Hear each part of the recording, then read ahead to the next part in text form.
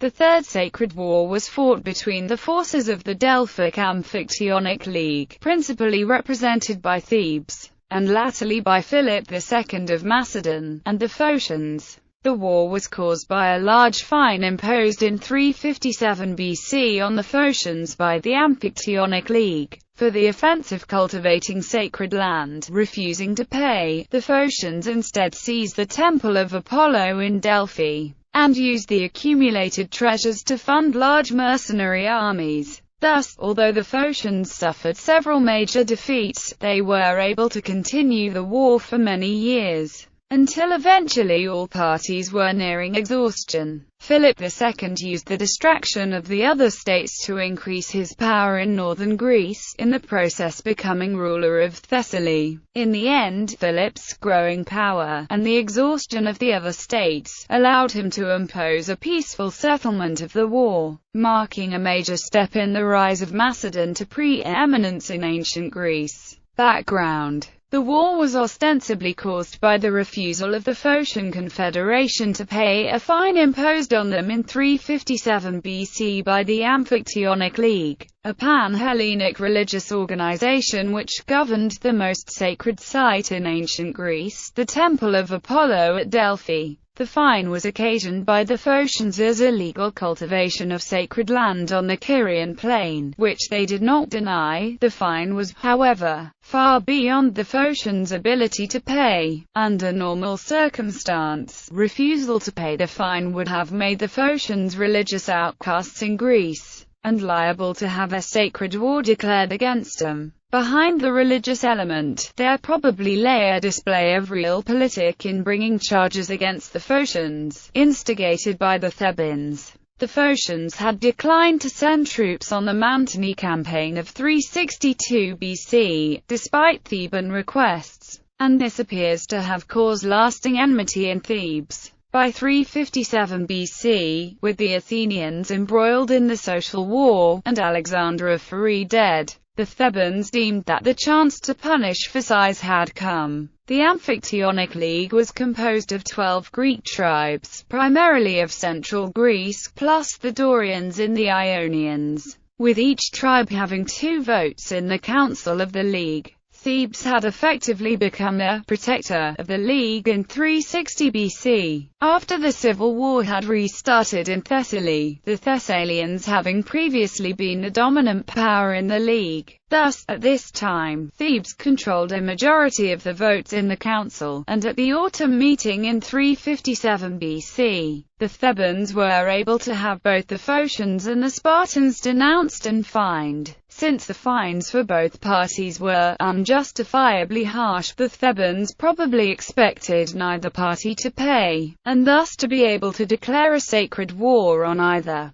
There seems to have been some sympathy in Greece for the Phocians, since other states could see that the Thebans had used the Amphictyony to pursue petty and destructive vendettas. The Phocians held a special conference to decide what action to take. Philomelus, a citizen of Ledon, advocated a preemptive policy of seizing Delphi, and asserting the ancient claim of Phasis to the presidency of the Tiyanak League. In this way, the Phocians could annul the judgment against themselves. The Phocians voted in favor of his proposal, and Philomelus was appointed strategos autocrator by the Confederacy, with his chief supporter Onomarchos also elected as strategos. Philomelus traveled to Sparta to discuss his proposals with the Spartan king Archidamos III. Archidamos expressed his support, hoping that the Spartan fine would also be annulled, and gave Philomelus 15 talents to raise troops with. Seizure of Delphi.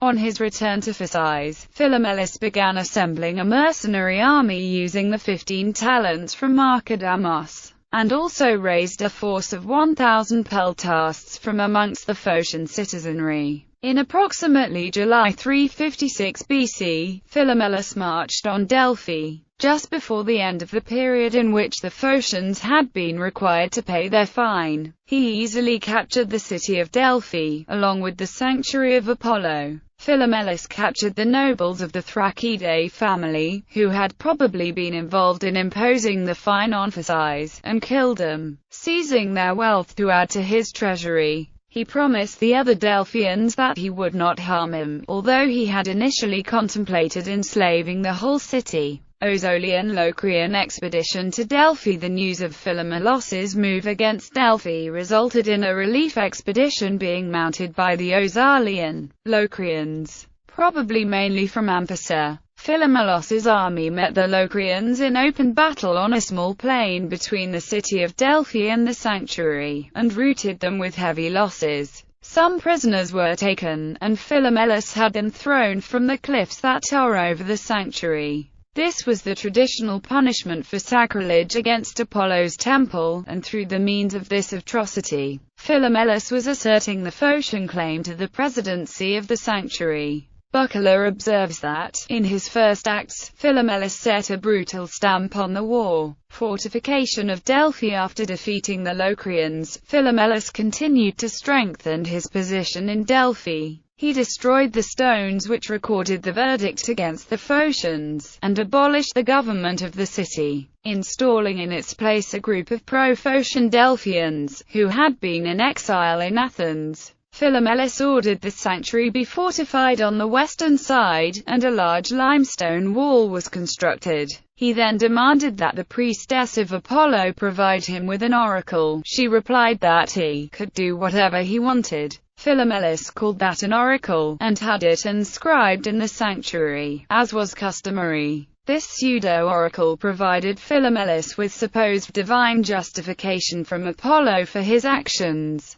He next sent embassies to all Greek states, asserting the Phocian claim to Delphi, and promising not to touch the treasury of Apollo. Buckler suggests that he did not expect the Greeks to acquiesce to his actions, but hoped to draw support away from the Amphictyons. The Spartans, as expected, endorsed Philomelos's actions, since their fine was now erased, whilst Athens also expressed support. Following their general anti-Theban policies, declaration of sacred war. However, Philomelos's embassies elsewhere met with failure. The Locrians demanded that the Amphictyons avenge them in Apollo, and the Thebans sent embassies to the other council members suggesting that a sacred war should be declared against Phasis. This was assented to by most Greek states, including the Amphictyonic council members, and those well disposed to Thebes. Furthermore, otherwise uninvolved states declared support for the Amphictyonic for reasons of piety. They may have hoped that in the meantime, their sacrilegious behavior would cause the Phocians to reconsider their position. Start of the war. Following the declaration of war against Phasis, Philomelos decided he would need to substantially increase the size of his army, rather than levy the Phocian citizen body. Philomelos decided to hire more mercenaries. The only way he could afford to do this was by plundering the dedications in the treasury of Apollo. That the treasury contained much wealth, from years of accumulated donations, is well established. It is estimated that the Phocians spent some 10,000 talents of Apollo's treasure during the war. In order to overcome the reluctance of mercenaries to fight for a sacrilegious cause, Philomelos increased the rate of pay by half, which allowed him to recruit a force of 10,000 troops over the winter, for the forthcoming war. Conflict in Epicnemidian Locris emphasized the following spring, possibly upon hearing news that the Boeotians were ready to march against Phasis. Philomelos took the initiative and marched into Epicnemidian Locris. Since the Phocian army would be outnumbered by the whole Amphictyonic levy, it is probable that he sought to defeat his enemies one by one, starting with the Locrians.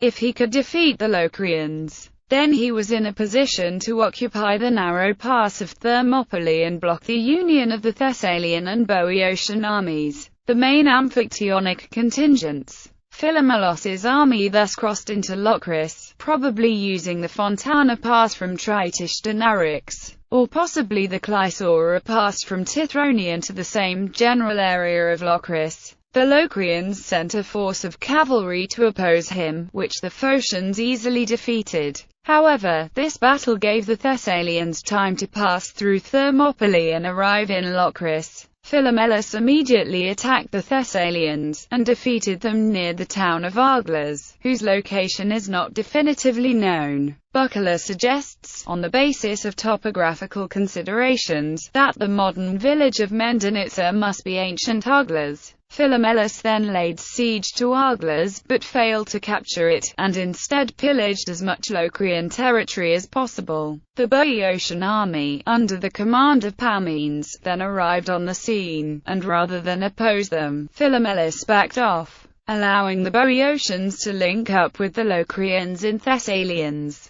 Philomelus had thus failed in his strategy of dealing with the Amphictyons separately, and he now faced an army at least equal in size to his own. He therefore decided to retreat before the Amphictyons could bring him to battle, and probably using the Clysaura Pass, he returned with his army to Phasis. Battle of Neon. In response to Philomelos's retreat, Pamines ordered the Amphictyonic force to cross into Phasis as well, probably by the Fontana Pass, in order to prevent Philomelus marching on Boeotia. The two armies converged on Tithoria, where the Amphictyons brought the Phocians to battle. Details of the battle are scant, but the Amphictyons defeated the Phocians, and then pursued the survivors up the slopes of Mount Parnassus, slaying many. Philomelus was injured, and rather than risk capture, threw himself off the mountain, falling to his death. Onomachos, who was second in command, managed to salvage the remainder of the army, and retreated to Delphi, whilst Pamines retired to Thebes with the Boeotian army.